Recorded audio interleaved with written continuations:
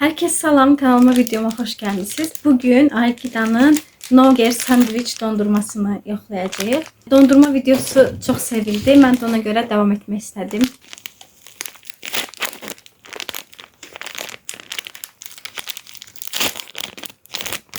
Amma əriyib. Yəni xaladenikdə qalıb. Niyə əriyib?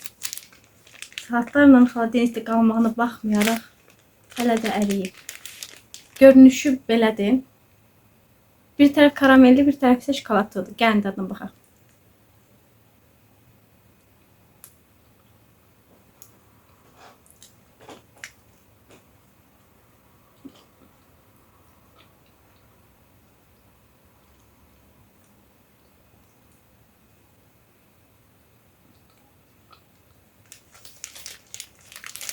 Dadı çox qəşəngdir dostlar.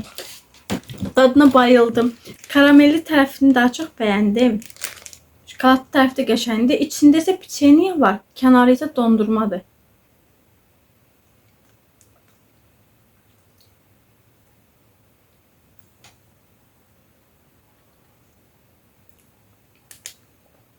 Niyəsə karamel tərəfində sanki içində piçeniya var imiş kimi dadı var.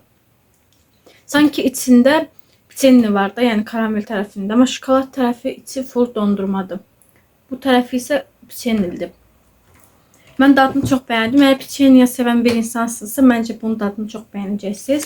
Belə. Sizləri sevirəm. Hələlik.